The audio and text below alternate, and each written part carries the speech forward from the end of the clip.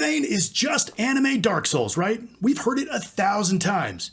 But is there actually more going on? Let's find out. I'm Adam Scott, and this is Code Vein.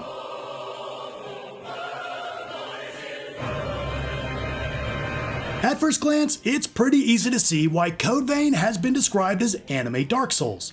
It's an action RPG with challenging combat, strict penalties for death, and that rewarding sense of progression, with a visual style that's unmistakably anime, like super duper anime. However, this is not a lazy reskin of that popular Soulsborne formula. There's a lot going on under the hood that, while it may share similarities, is definitely its own creation. From the story and atmosphere, to the deep and flexible systems, and the varied AI partners, Code Vein stands alone as one of the most unique and underrated games in years. And the reductive conversation surrounding it is likely why it didn't fly off the shelves like it probably should have. So let's see what this game really is.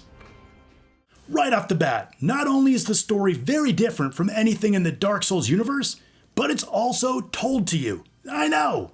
You won't be driven to madness trying to piece it together with vague and cryptic clues. There's a lot of plot and lore to unpack here, and Bandai Namco doesn't skimp on the details. Set in the near future, a mysterious calamity known as the Great Collapse has brought the world to its knees. Monsters began to emerge all over the world, and humanity was on the brink of extinction. To fight back, the survivors created revenants, which are reanimated corpses brought back to life by implanting a regenerative parasite within their heart. Revenants lose all memories of their former lives and are driven by a thirst for human blood. Fortunately, revenants don't have to feed on the last remaining humans to survive. Blood beads grow on plants throughout the world and function as a suitable substitute for human blood, nourishing a revenant's bloodlust in much the same way. The problem is, blood beads are becoming increasingly scarce, and if a revenant goes for too long without satisfying their craving, they lose their humanity and transform into grotesque creatures known as the Lost.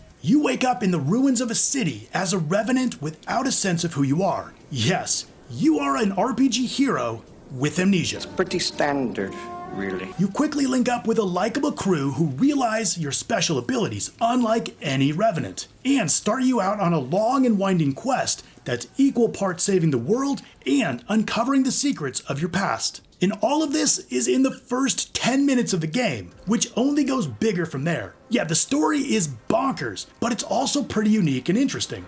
While most of the main plot is delivered through cutscenes, many individual character stories play out through blood echoes, which are slow-moving story sequences where you walk through corridors with still images that sync up with audio logs.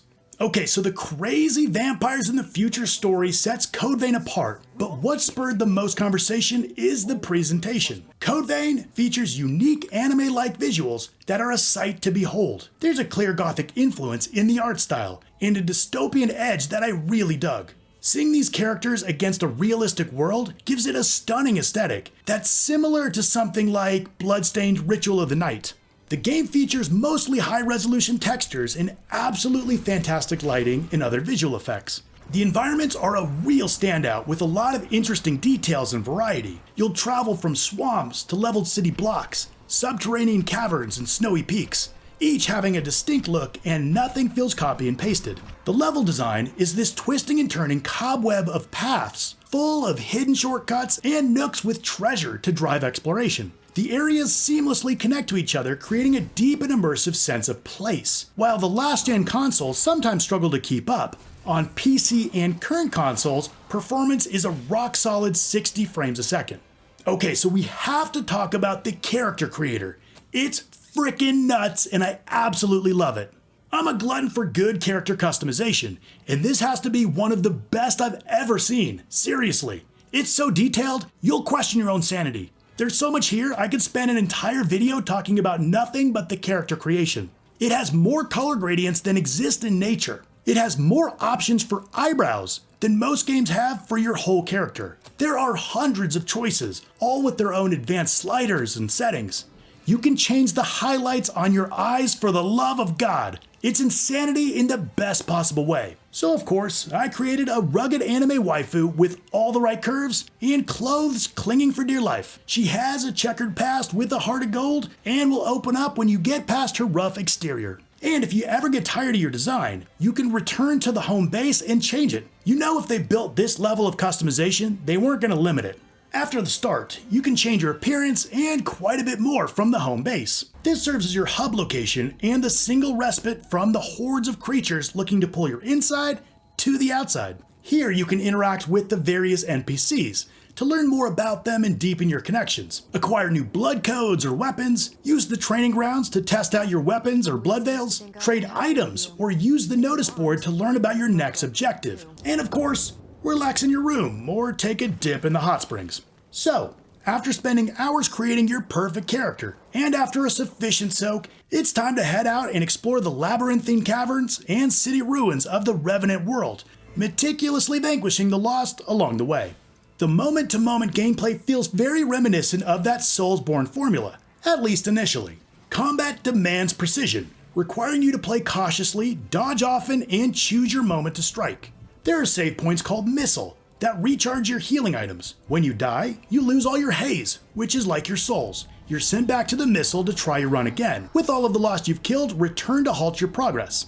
Each twisty, turny level has sections that allow you to bypass certain sections. The environments are incredibly engaging, with that familiar push and pull to explore further, but knowing that each step removes more safety. The level design has a tendency to wrap in and around itself, offering secret paths, and capturing that elation that's derived from opening a shortcut, or discovering a new checkpoint to rest at and spend haze on upgrades. Where things get interesting and take a pretty big turn from that tried and true Soulsborne formula is in the nearly limitless ways to invent and reinvent your character. Just like the super flexible character creator, there's a lot on offer here. Character customization is organized into 4 main categories: blood code, gifts, blood veil, and weapons. Blood code is essentially your fighting style or class and is defined by a unique set of skills, which can range from special attacks to passive stat buffs. Gifts grant you access to a wide range of passive and active skills that are tied but not limited to each blood code. Blood veils are living pieces of armor that brutalize your enemies when you successfully parry an attack. These animations are badass, with some veils chomping at your foes mercilessly before ripping them apart. And weapons range from traditional blades to rifles with deadly bayonet attachments to tree trunk-sized greatswords. Most RPGs have some version of these traits, but not many of them allow you to spec and respec at any time to create the character you want right then and there. And when I say anytime, I mean anytime. You don't have to visit some NPC to make changes, or refund some sort of points to respend them. Literally in the middle of battle, you can call up an overlay and quickly swap out to another code, complete with a whole other set of gifts. More to the point, this means you can change things up before ever getting frustrated. Never happens, right? Part of what makes Dark Souls so punishing is often the feeling that you're beating your head against the same boss fight over and over again. So you're stuck trying the same thing again and again until you finally get better and break through. Or give up. Or maybe grind enough to brute force it. Don't get me wrong, the breakthrough can feel amazing. Code Vein, on the other hand, lets you react uniquely to each situation. If you're having trouble with a boss, try a new type of character. If you're not making much progress in a new area, change to a blood code to advance more carefully. Or heck, if you just feel like playing as a caster or ranged attacker or brawler, you can change it up at any point. And the more you play, the more flexible the systems get. It's pretty awesome. Code Vein's other primary innovation is its reliance on playing with an AI-controlled partner, one of the other revenants from your team with their own blood codes and fighting styles. Since you can't control them, you can think of these as a complement to your own loadout. When using a heavy class, for example, I'd bring Lewis, the team's leader who uses quick attacks and magic. But when I switched to a long-range class, I liked fighting alongside Yakumo, the brawler. It's up to you to figure out how to best take advantage of their skills. Because you'll often fight in groups of 3 or 4 enemies at a time, it's great to have your partner peel some of them away. It also makes the fights feel really epic with all the fighting going on around you. On the other hand, your partner can, at times, take some of the stress associated with these games away by having that safety net. Don't get me wrong, this game isn't easy, but I found there were fewer of those moments with seemingly insurmountable odds here. I really connected with Code Vein, and when I get sucked into a game like this, I usually want to collect all the trophies or achievements, so that's what I set out to do here. It takes a minimum of 3 playthroughs. First, to finish the game and get most of the collectible type trophies. Activate all the missiles, equip every weapon type, that sort of thing. Next, you'll complete the game on New Game Plus and clean up any regular trophies you missed and get a different ending. From there, you'll play through one last time to get the final ending. But unfortunately, that's where I hit a wall. There's one more trophy to get. There's a single online trophy. The problem is there aren't enough players to get this before the heat death of the universe. So I'm left with this single trophy needed before triggering the platinum. So beware before endeavoring. This may have changed for Xbox players now that it's in Game Pass, but it's something to look into first. Code Vein is anime power fantasy junk food. Yes, it has clear inspiration from Dark Souls, which isn't necessarily a bad thing. This means you'll have challenging combat with rewarding progression. However, with the deep customization, loony story, and super deep character creator with the anime aesthetic, this game does enough to set itself apart from being considered only a Dark Souls clone. I really enjoyed my time with Code Vein, and the only real miss in my opinion was the online trophy. So, while everything about this game is kinda my jam, I know it won't be for everyone. However, if this looks even remotely interesting, I highly recommend you give it a shot. And if nothing else, you can soak your stress away. Alright, well there's Code Vein. Have you played it? What'd you think about it? And what are some other great games that have not gotten enough credit? Let's talk about it in the comments down below. Now, if you want an RPG that flew under the radar, check out my review of Trials of Mana. I want to thank you so much for watching, and I'll see you next time.